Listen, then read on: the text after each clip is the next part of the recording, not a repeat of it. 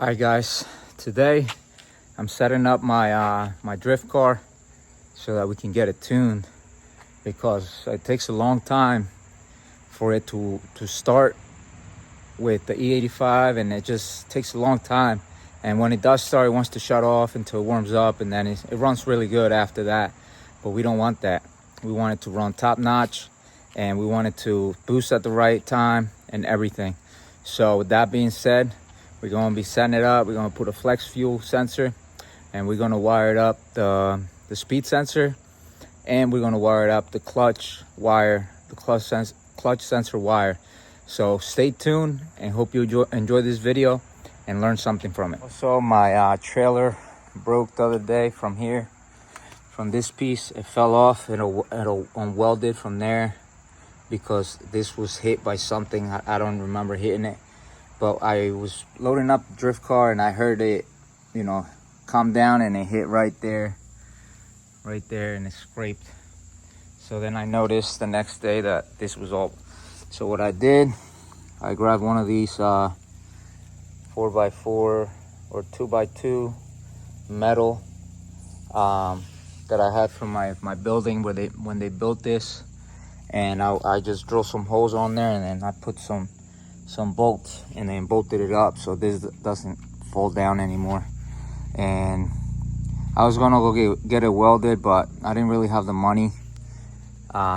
Things are tough right now, and we can only do what we can. So I bolted it up there and then bolted it up over here, so now it's very sturdy, and now we can transport the drift car. So with that being said, let's get to work, because it ain't gonna get done itself. Let's get it. Sheesh.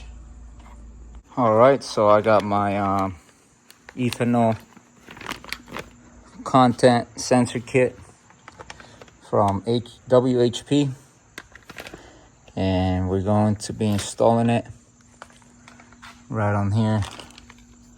We're gonna put it on the return line, which is this one, because the pressure line goes up to the regulator, and then to the regulator goes to the fuel rail, and then this one comes back this way, and that's the filter. So we're going to be making a line from here to this thing, and from this thing back up to the return line.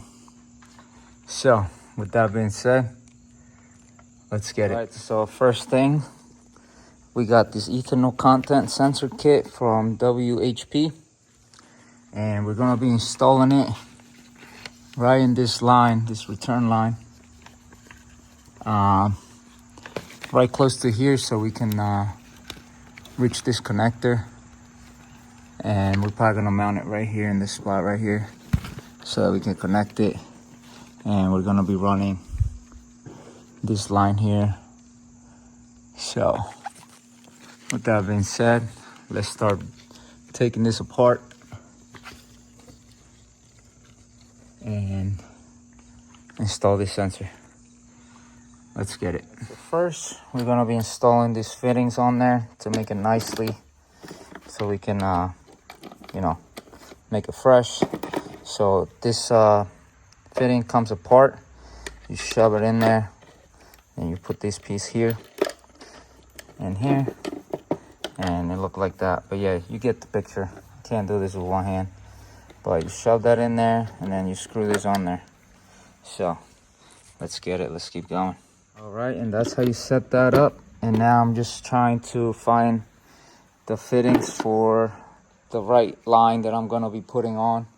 And we're using the line that has the silicone. It's not just silicone, but it has like a Teflon based fuel pump. And I have some from my old builds. There it's see how it has the white on there, and that's for E85. And we got other fittings here, so we're good. Just gotta start up the hose and see what we're doing with it. Let's get it. The difference between the line for this type of hose right here and the one for regular hose like this. Show you the difference. So the one for the white inside has a flare. You guys can see has a flare right on the outside here. You guys can see it has a little flare. And the ones that just go on the regular hose don't have a flare. They're just like this. So that's the difference between those two types of fittings. And that'll help you determine if you have the right stuff. Let's get it. This is how we're gonna be setting it up. So it looks pretty good. And we don't have no kinks or anything. So let's keep going. Let's keep going. Set this thing up. Sheesh. Let's get it. All right, so I disconnected the line from the regulator. And I'm gonna cut right here. So I'm gonna let it drip a little bit more. Let me put something there so it doesn't drip on the floor. So we're gonna put it right here.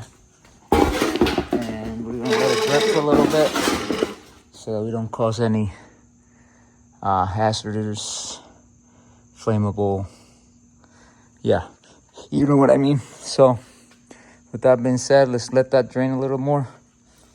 Shake it up. And then we're gonna be cutting that line. Let's get it. All right, and we cut it, and the little those fittings come with this little fitting here, or it's like a sleeve that goes in there, and you have to put it in flush against the white hose that's inside the black surrounding off of it. And that's how we cut it. And like I said, that piece has to go flush on there in order for you to install it properly. So you can see inside there, the hose is flush onto that lip. Let me show you guys on this one.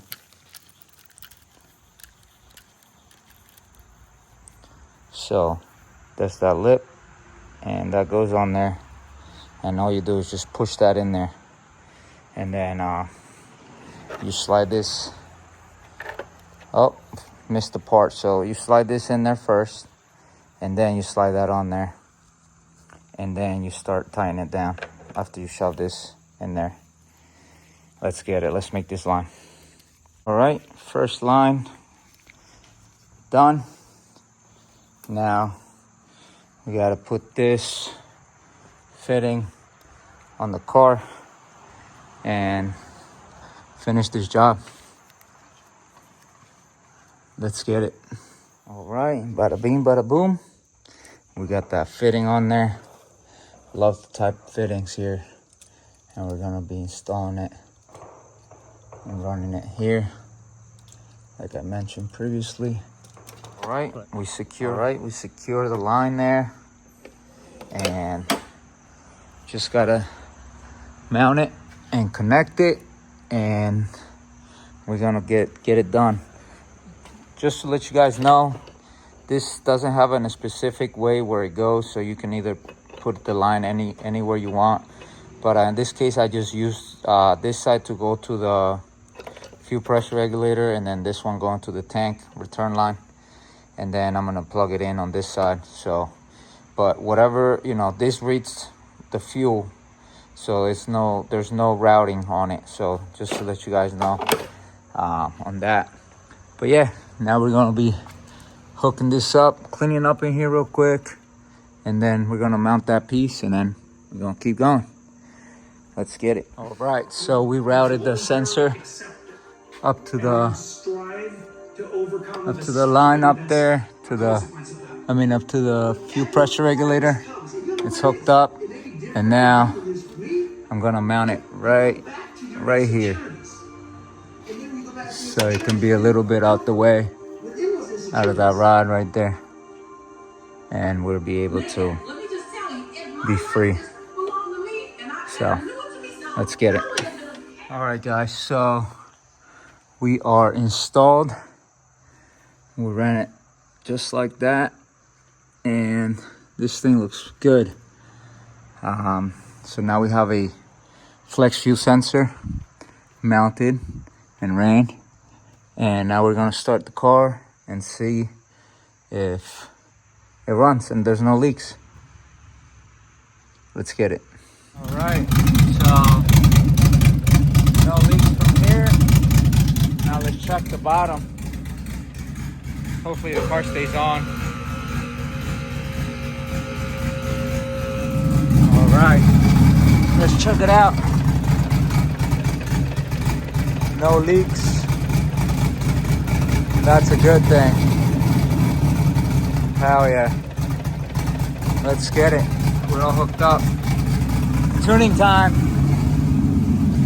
Tuning time. All right, guys. So, in order to install the speed sensor to the EMU black, we're going to be using a wire signal from this white box here. And it's connector 49, which is the one in the middle. It's a gray connector. And we're gonna be using this connector here, and I believe is pink connector, this white wire here next to the green and white one. I believe that one is it. It's connector 26, I believe it said on the thing, and it's the only white wire that comes to there. So we're gonna be splicing that wire, and we're gonna run it to the ECU black, which is down there. So in order for us to have our speedometer work, and we're gonna be able to do the two-step. And also I gotta wire the clutch